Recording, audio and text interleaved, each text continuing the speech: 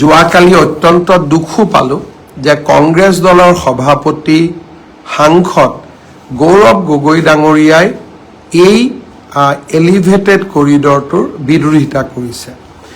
2019 চনত বৰ্তমানৰ নেশ্যনেল হাইৱেটোৰ কাৰণে বানপানীৰ সময়ত কাজিৰঙাত 1300 জীৱ জন্তুৰ মৃত্যু হৈছিল। প্ৰতি বছৰে 300-400 জীৱ জন্তুৰ মৃত্যু হৈয়ে থাকে বানপানীৰ সময়ত। আৰু বানপানীৰ সময়ত আপোনালোকৰ মনত আছে আমি যেতিয়া ট্ৰাকবিলাক ডাইভাৰ্ট কৰি দিওঁ তেজপুৰেদি মানুহৰ কিমান ক্ষতি হয়। আজি 7,000 কোটি টকা অসমত বিনিয়োগ হ'ব। অকল GSTৰ পৰাই অসমে লাভ কৰিব অলমোষ্ট 700 কোটি টকা। আৰু এই এলিভেটেড কৰিডৰটোৱে কাজিৰঙাৰ বন্য জীৱ জন্তুক ৰক্ষা কৰিব। আৰু আটাইতকৈ ডাঙৰ কথা গৌৰৱ গগৈ ডাঙৰীয়াই প্ৰতিনিধিত্ব কৰা যোৰহাটৰ লোক যেতিয়া গুৱাহাটীলৈ আহিব বা গুৱাহাটীৰ লোক যেতিয়া যোৰহাটলৈ আহিব তাৰ ডিষ্টেঞ্চ 1 ঘণ্টা কমি যাব। 1 ঘণ্টা ডিষ্টেঞ্চ কমা মানে গাড়ীৰ পেট্ৰল কিমান কমিব, গাড়ীৰ ডিজেল কিমান কমিব। আপোনালোকে ইয়াৰ ইকনমিক ভেলুটো চিন্তা কৰক। ফ্লাইঅভাৰ এখন বনালোৱা আৰু ফ্লাইঅভাৰৰ ইকনমিক ইম্পেক্ট। আজি গুৱাহাটী জু ৰোডত ফ্লাইঅভাৰ হৈছে। চিন্তা কৰক আগতে গাড়ীৰ গিয়েৰ বদলাই ট্ৰেফিক জামত লাহে লাহে গাড়ী চলাওঁতে পেট্ৰল ডিজেল কিমান লাগিছিল। এতিয়া ফ্লাইঅভাৰ হোৱাৰ কাৰণে পেট্ৰল ডিজেলৰ খৰচ কিমান কমি গ'ল।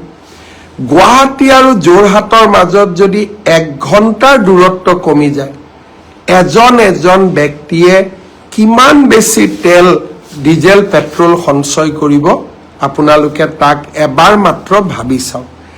আজি এই গৌৰৱ গগৈয়ে যোৰহাটত উৰণীয়া সেতু নিৰ্মাণৰো বিৰোধিতা কৰিছিল। কিন্তু মই আজিও কৈছোঁ যে আমি কাৰো বাধা নামানো। হিমালয়ো যদি অসমৰ উন্নতিৰ সন্মুখত থিয় হয় আমি হিমালয়ো পাৰ কৰিম। এইখন অটল, অবিচল আৰু আত্মবিশ্বাসী অসম। 3টা শব্দ মই আপোনালোকক ক'ব খোজোঁ, অটল, অবিচল আৰু আত্মবিশ্বাসী অসম। গৌৰৱ গগৈয়ে বিৰোধিতা কৰিছিলে। যোৰহাটত ফেব্ৰুৱাৰী মাহত আমি উৰণীয়া সেতুখন উদ্বোধন কৰিম। আৰু আজি যোৰহাটৰ এজন ৰাইজেও আমাক বিৰোধিতা কৰা নাই।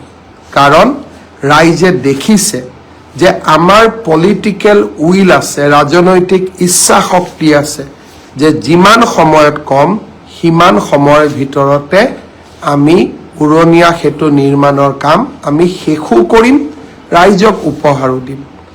আজি প্ৰধানমন্ত্ৰী ডাঙৰীয়াৰ আশীৰ্বাদৰ লগে লগে এলিভেটেড কৰিডৰৰ নিৰ্মাণৰ কাম আৰম্ভ হ'ল।